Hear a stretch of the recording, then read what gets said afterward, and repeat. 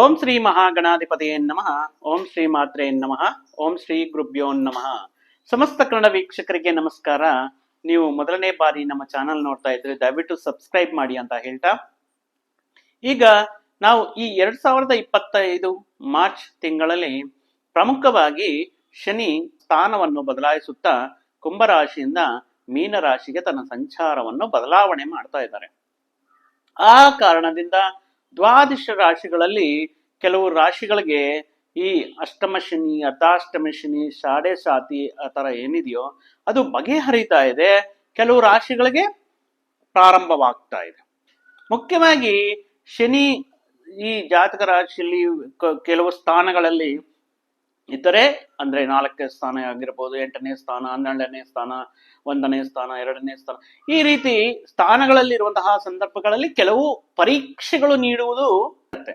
ಆದರೆ ಈ ಪರೀಕ್ಷೆಗಳು ಯಾವ ತರ ಇರುತ್ತೆ ಅಂದ್ರೆ, ನಮ್ಮ ತಾಳ್ಮೆಯನ್ನ, ನಮ್ಮಲ್ಲಿ ಒಂದು ಡಿಸಿಪ್ಲೈನ್ ನೇಚರ್ ಅನ್ನ, ಒಂದು ಕ್ರಮಶಿಕ್ಷಣ ಭಾವನೆಯನ್ನ ಜಾಸ್ತಿ ಮಾಡುತ್ತೆ. ನಮ್ಮಲ್ಲಿ ಒಂದು ಸ್ಥಿರತ್ವ ಭಾವನೆ ಅನ್ನೋದನ್ನ ಮತ್ತು ಸ್ಥಿರವಾದಂತಹ ನಿರ್ಧಾರಗಳು ತಗೊಳ್ಳುವಂತಹ ಶಕ್ತಿಯನ್ನ, ನಮ್ಮಲ್ಲಿ ಅಣಗಿರುವಂತಹ ಆತ್ಮಸ್ಥೈರ್ಯವನ್ನ, ಧೈರ್ಯವನ್ನ ತಟ್ಟಿ ಎಬ್ಬರಿಸುತ್ತೆ. ಆ ಕಾರಣದಿಂದ ಶನಿ ಬಂದಿದ್ದಾರೆ, ಅಯ್ಯೋ ಆತಂಕ, ಆ ಭಯ, ಈ ರೀತಿ ಹೇಳ್ತಾ ಇದ್ದಾರೆ ಬೇರೆಯವರು, ಆ ತರ ಹೇಳ್ತಾ ಇದ್ದಾರೆ ಅಂತ ಮಾನಸಿಕ ನೆಮ್ಮದಿ ಮತ್ತು ಚಿಂತೆಗೆ ಒಳಗಾಗೋದು ಅಷ್ಟು ಉತ್ತಮವಲ್ಲ. ಮುಖ್ಯವಾಗಿ ಗೋಚಾರ ರೀತಿಯ ನೋಡಿಕೊಂಡರು, ಮುಖ್ಯವಾಗಿ ನಿಮ್ಮ ನಕ್ಷತ್ರದ ಪ್ರಕಾರ, ನಿಮ್ಮ ಜನ್ಮ ರಾಶಿ ನಕ್ಷತ್ರದ ಪ್ರಕಾರ ಈಗ ನಡೀತಾ ಇರುವಂತಹ ದಶ ಅಂತರ್ದಶೆಗಳ ಮೇಲೆ ರಾಶಿ ಪ್ರಭಾವವಾಗಿರಲಿ, ನಕ್ಷತ್ರ ಪ್ರಭಾವವಾಗಿರಲಿ, ಈ ಶನಿ ಪ್ರಭಾವವಾಗಿರಲಿ ಆಗಿರುತ್ತೆ. ಶನಿ ಕರ್ಮಕಾರಕ ಅಂತ ಹೇಳ್ತಾರೆ ಮತ್ತು ದಯೆ ಉಳ್ಳವರು, ಕ್ರಮಶಿಕ್ಷಣ ಕಲಿಸುವಂತಹ ಒಬ್ಬ ಶಿಕ್ಷಕ ಆಗಿರುತ್ತಾರೆ. ಆ ಕಾರಣದಿಂದ ಭಯ ಬೀಳುವಂತಹ ಸಂದರ್ಭ ಇರಲ್ಲ. ನಾವು ಧರ್ಮವಾಗಿರುವಂತಹ ಇರುವವರೆಗೂ, ನಾವು ಕಷ್ಟಪಟ್ಟು ನಮ್ಮ ಶ್ರಮೆಯಿಂದ ಕೆಲಸ ಮಾಡುವವರೆಗೂ, ಪ್ರಯತ್ನಗಳು ಹೌದು, ಒಂದು ಇಲ್ಲ ಎರಡನೇ, ಕೆಲವರಿಗೆ ಒಂದೇ ಸಾರಿಗೆ ಪ್ರಯತ್ನ ಸಿದ್ಧಿಯಾಗುತ್ತೆ, ಕೆಲವರಿಗೆ ಪದೇ ಪದೇ ಪ್ರಯತ್ನಗಳು ಮಾಡಬೇಕಾಗಿರುವಂತಹ ಅನಿವಾರ್ಯ ಬರುತ್ತೆ. ಆದರೆ ಈ ಪ್ರಯತ್ನದಿಂದ ನಮಗೆ ಒಂದಷ್ಟು ತಾಳ್ಮೆ ಅನ್ನೋದಿರುತ್ತೆ. ನಮ್ಮ ತಾಳ್ಮೆಯನ್ನ ಅಳವಡಿಸ್ಕೊಳ್ತಾ ಇರ್ತೇವೆ. ಆ ತಾಳ್ಮೆಯಿಂದ ನಾವು ಎಂತಹ ವ್ಯವಹಾರಗಳಲ್ಲಾಗಲಿ ನಾವು ಒಂದು ಒಳ್ಳೆಯ ಯಶಸ್ಸನ್ನ ಕಾಣಬಹುದು. ಈ ಶನಿ ಪರಮಾತ್ಮ ಕೆಲವರಿಗೆ ಅದ್ಭುತವಾದಂತಹ ಯೋಗಗಳನ್ನು ನೀಡ್ತಾರೆ ಮತ್ತು ಕೆಲವರಿಗೆ ಪರೀಕ್ಷೆಗಳನ್ನ ನೀಡ್ತಾ ಇರ್ತಾರೆ. ಆ ಕಾರಣದಿಂದ ನಮ್ಮ ನಡತೆ, ನಮ್ಮ ಧರ್ಮ, ನಾವು ಮಾಡುವಂತಹ ಕರ್ಮಗಳು ಈ ಶನಿ ಪ್ರಭಾವದ ಮೇಲೆ ಆಧಾರ ಬಿದ್ದು ಇರುತ್ತೆ. ಮುಖ್ಯವಾಗಿ ಈ ಶನಿ ಪರಮಾತ್ಮ ದ್ವಾದಶ ರಾಶಿಗಳಲ್ಲಿ ಯಾವ ರೀತಿ ಪರಿಣಾಮ ನೀಡ್ತಾ ಇದೆ ಈ ಮಾರ್ಚ್ ತಿಂಗಳ ಬದಲಾವಣೆಯಿಂದ ಅಂತ ನೋಡ್ತಾ ಇದ್ರೆ, ಅದೇ ರೀತಿ ಸಿಂಹ ರಾಶಿ ಜಾತಕರಿಗೆ ಈ ಶನಿ ಬದಲಾವಣೆ ಕಾರಣದಿಂದ ಯಾವ ರೀತಿ ಪ್ರಭಾವವಿರುತ್ತೆ, ಯಾವ ವಿಷಯದಲ್ಲಿ ಇವರು ಜಾಗರೂಕರಾಗಬೇಕು. ಮುಖ್ಯವಾಗಿ ಈ ಸಿಂಹ ರಾಶಿಗೆ 8ನೇ ಸ್ಥಾನಕ್ಕೆ, ಅಷ್ಟಮ ಸ್ಥಾನದಲ್ಲಿ ಶನಿ ಸಂಚಾರವನ್ನು ಆರಂಭಿಸುತ್ತಾ ಇದ್ದಾರೆ. ಅಷ್ಟಮ ಸ್ಥಾನ ಅಂದರೆ ಅಷ್ಟಮ ಶನಿ ಇವರಿಗೆ ಶುರುವಾಗ್ತಾ ಇದೆ. ಅಷ್ಟಮ ಶನಿ ಈ ಶನಿ ದೋಷಗಳಲ್ಲಿ ಅತ್ಯಂತ ಪ್ರಭಾವವಾದಂತಹ ಶನಿ.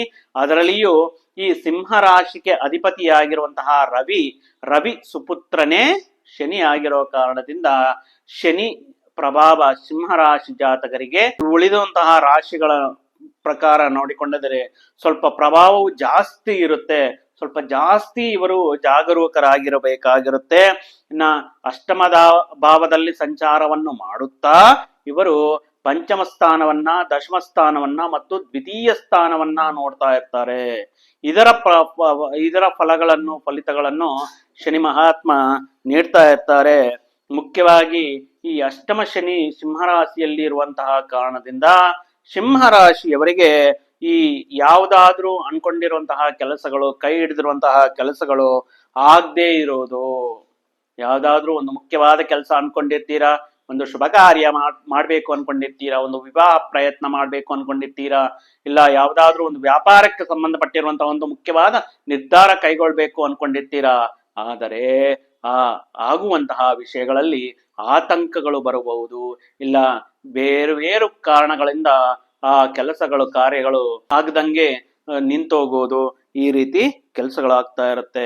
ಅಷ್ಟೇ ಅಲ್ಲ, ಸಿಂಹರಾಶಿಯವರು ಅವರ ಸ್ವಂತ ವರ್ಗವರೇ, ಅಂದರೆ ಅವರ ಫ್ಯಾಮಿಲಿ ಮೆಂಬರ್ಸ್, ಈ ಕುಟುಂಬ ಸಭ್ಯರಾಗಿರ್ಬೋದು, ಅವರ ಸ್ವಂತ ಸ್ನೇಹಿತರಾಗಿರ್ಬೋದು, ನಮ್ಮ ಸ್ವಂತ ಇವರು ನಮ್ಮ ಆಪ್ತರು ಅನ್ಕೊಂಡಿರೋರು ಅವ್ರ ಕಡೆಯಿಂದಾನೇ ಸ್ವಲ್ಪ ವಿರೋಧ ಕಟ್ಕೊಳ್ಳೋದಕ್ಕೆ, ಸ್ವಲ್ಪ ಶತ್ರುತ್ವ ಕಟ್ಕೊಳ್ಳೋದಕ್ಕೆ ಈ ಅಷ್ಟಮ ಶನಿ ಸ್ವಲ್ಪ ಕಾರಣವಾಗ್ತಾರೆ. ಅನಾವಶ್ಯಕವಾಗಿ ದ್ವೇಷಗಳು, ಅನಾವಶ್ಯಕವಾಗಿ ಕೋಪ, ಆವೇಶ, ಕ್ರೋಧ ಮತ್ತು ಈ ರೀತಿ ಒಂದು ಭಾವನೆ ಈ ಆಪ್ತರ ಮೇಲೆ ಆಗುವುದಕ್ಕೆ ಕಾರಣ ಇರುತ್ತೆ. ಆ ಕಾರಣದಿಂದ ಸಾಧ್ಯವಾದಷ್ಟು ಈ ಕುಟುಂಬದಲ್ಲಿ ಮುಖ್ಯವಾಗಿ, ಯಾಕಂದ್ರೆ ಕುಟುಂಬ ಅಂದ್ರೆ ಜೀವನ ಪೂರ್ತಿ ಅವರ ಜೊತೆ ಅವರ ಸಪೋರ್ಟ್, ಅವರ ಸಹಕಾರ ನಮಗೆ ಇರಲೇಬೇಕು. ಆ ಕಾರಣದಿಂದ ಕುಟುಂಬಸ್ಥರ ಜೊತೆ ವ್ಯವಹಾರವನ್ನು ಮಾಡುವಂತಹ ಸಂದರ್ಭಗಳಲ್ಲಿ, ಕುಟುಂಬಸ್ಥರ ಜೊತೆ ಈ ಯಾವುದಾದ್ರೂ ವಿಷಯವನ್ನು ಮಾತಾಡುವಂತಹ ಸಂದರ್ಭಗಳಲ್ಲಿ ಮಾತಿನ ಬಗ್ಗೆ ಗಮನ ಇರಲಿ.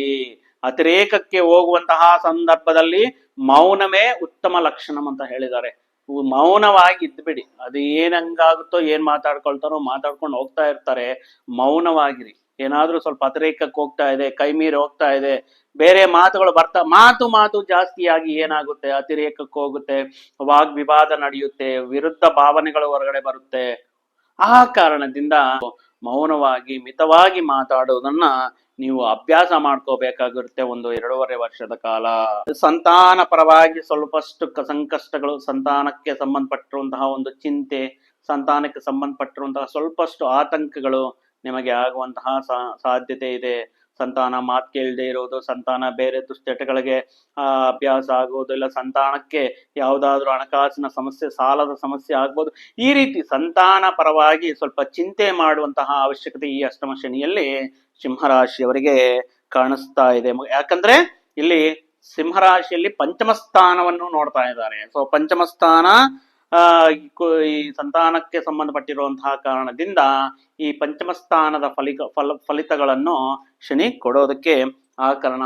ಇನ್ನು ಅನಾರೋಗ್ಯ, ಅಪಮೃತ್ಯು ದೋಷಗಳು ಉಂಟಾಗುತ್ತೆ.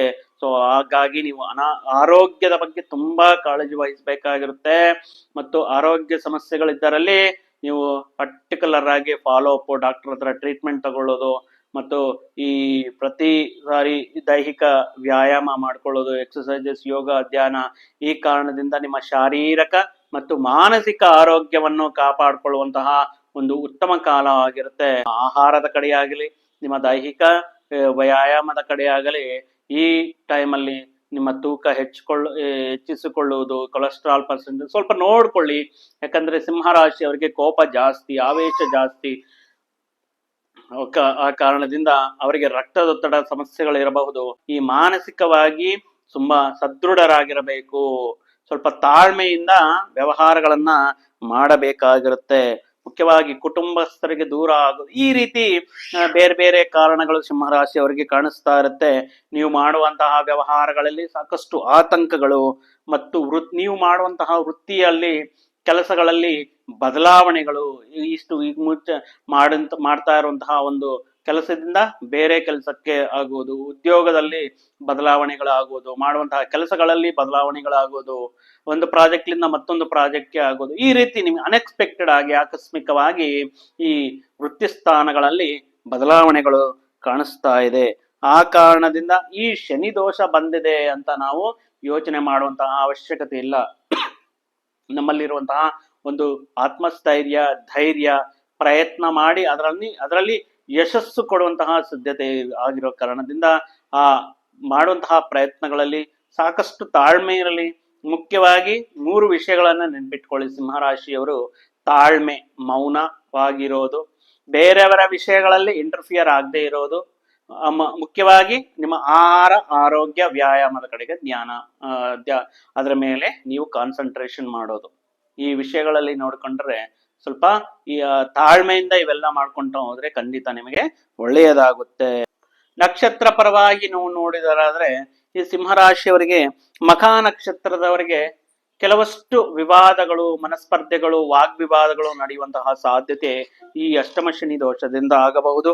ಇನ್ನು ಪುಬ್ಬ ನಕ್ಷತ್ರದವರಿಗೆ ಮಾನಸಿಕದಲ್ಲಿ ಆತಂಕ, ಭಯ ಮತ್ತು ವಿಚಾರ ಅನ್ನೋದು ಈ ಅವಧಿಯಲ್ಲಿ ನಡೆಯಬಹುದು.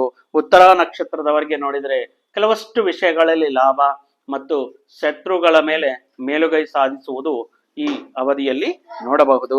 ಮುಖ್ಯವಾಗಿ ಈ ಈ ಶನಿ ನಡೀತಾ ಇರುವಂತಹ ಸಮಯದಲ್ಲಿ ಪ್ರತಿ ಶನಿವಾರವೂ ನೀವು ತಪ್ಪದೆ ನವಗ್ರಹ ಪ್ರದಕ್ಷಿಣೆ ಮಾಡುವುದು, ಶನಿ ಮಹಾತ್ಮನ ದೇವಸ್ಥಾನವನ್ನ ಹೋಗುವುದು, ಶನಿ ಹೋರ ಸಮಯ ಅಂದ್ರೆ ಬೆಳಿಗ್ಗೆ 6ರಿಂದ 7 ಗಂಟೆ ಸಮಯದಲ್ಲಿ ಶನಿ ಮಹಾತ್ಮನ ಶನಿ ವಿಗ್ರಹದ ಮುಂದೆ ಸ್ವಲ್ಪ ಎಳ್ಳಿನ ಎಣ್ಣೆ ದೀಪ ಆರಾಧನೆ ಮಾಡುವುದು, ಮತ್ತು ಈ ಶನಿಗೆ ಶನಿ ತ್ರಯೋದಶಿ ತಿಥಿಯಂದು ಸ್ವಲ್ಪ ಈ ಶನಿಗೆ ತೈಲಾಭಿಷೇಕ ಮಾಡಿಸುವುದು, ಈ ಶನಿಗೆ ಸಂಬಂಧಪಟ್ಟಿರುವಂತಹ ಕಪ್ಪು ವಸ್ತುಗಳು, ಈ ಕಪ್ಪು ವಸ್ತುಗಳು ಅದು ಅಂಬ್ರೆಲಾ ಆಗಿರಲಿ, ಛತ್ರಿ ಆಗಿರಲಿ ಅಥವಾ ಈ ಪಾದರಕ್ಷೆಗಳಾಗಿರ್ಲಿ, ಅವಸರ ಇರುವಂತವರಿಗೆ ನೀವು ದಾನವಾಗಿ ನೀಡಿದರೆ, ಬಿಸಿಲು ಕಾಲು ಬರ್ತಾ ಇದೆ ಅಲ್ವಾ, ಸೊ ದಾರಿಯಲ್ಲಿ ಯಾರಾದ್ರೂ ಆ ತರ ಇದ್ರೆ ಅಂತವರಿಗೆ ನೀಡುವುದರಿಂದ ಶನಿ ಬಲ ಜಾಸ್ತಿ ಆಗುತ್ತೆ, ಅನುಗ್ರಹ ಜಾಸ್ತಿ ಆಗುತ್ತೆ, ಈ ದೋಷಗಳಿಂದ ಮುಕ್ತರಾಗಬಹುದು. ಇನ್ನು ಯಾವುದೋ ಒಂದು ಶನಿವಾರ ನೀವು ಏನ್ ಮಾಡ್ಬೇಕು ಅಂದ್ರೆ ಒಂದು 5 ಜನ ಬ್ರಾಹ್ಮಣರಿಗೆ ಇಲ್ಲ 11 ಜನ ಬ್ರಾಹ್ಮಣರನ್ನ ಮನೆಗೆ ಆಹ್ವಾನಿಸಿ ಅವರೊಂದಿಗೆ ಸ್ವಲ್ಪ ಆಶೀರ್ವಾದ ಪಡೆದು ಅವರಿಗೆ ಅನ್ನದಾನ ಮಾಡಿಸುವುದು ಉತ್ತಮವಾಗಿರುತ್ತೆ. ಈ ರೀತಿ ಅನ್ನದಾನ ಮಾಡಿದರೆ ನಿಮ್ಮ ಮನೆಯಲ್ಲಿ ಬಂದು ಆತಿಥ್ಯವನ್ನು ಸ್ವೀಕರಿಸಿ ಬ್ರಾಹ್ಮಣರು ಆಶೀರ್ವಾದ ಮಾಡಿ ಹೋದರೆ ನಿಮಗೆ ಸಾಕಷ್ಟು ಶನಿಯಿಂದ ಅನುಕೂಲ ಫಲಗಳು ಸಿಗುತ್ತೆ. ಆ ಕಾರಣದಿಂದ ಸಿಂಹರಾಶಿಯವರು ಹೆದರುವಂತಹ ಸಾಧ್ಯತೆ ಇಲ್ಲ. ಹೇಳುವಂತಹ ಪರಿಹಾರಗಳನ್ನ, ಮುಂಜಾಗ್ರತೆ ಕ್ರಮಗಳನ್ನ ತಗೊಳ್ಳಿ. ಖಂಡಿತವಾಗಿಯೂ ನಿಮ್ಗೆ ಈ ಹೊಸ ವರ್ಷ ವಿಶ್ವಾವಸುನಾಮ ವರ್ಷದಲ್ಲಿ ಅತ್ಯಂತ ಶುಭಗಳು ಆಗಬೇಕು ಅಂತ ಶ್ರೀಮನ್ನಾರಾಯಣನ ಪರಮೇಶ್ವರನನ್ನ ಪ್ರಾರ್ಥನೆ ಮಾಡುತ್ತಾ ಅವರ ಅನುಗ್ರಹವಿರಲಿ ಅಂತ ಭಾವಿಸುತ್ತಾ ನಾನು ಈ ವಿಡಿಯೋನ ಇಲ್ಲಿಗೆ ಮುಗಿಸ್ತಾ ಇದ್ದೇನೆ. ಮತ್ತೊಂದು ವಿಡಿಯೋ ಜೊತೆಗೆ ಮತ್ತೊಂದು ಆಸಕ್ತಿಕರ ವಿಷಯದ ಜೊತೆಗೆ ನಿಮ್ಮ ಮುಂದೆ ಬರ್ತೀನಿ. ಅಲ್ಲಿಯವರೆಗೂ ಸರ್ವೇ ಜನ ಸುಖಿನೋ ಭವಂತು, ಸಮಸ್ತ ಸನ್ಮಂಗಳಾನಿ ಭವಂತು. ಜೈ ಶ್ರೀರಾಮ್.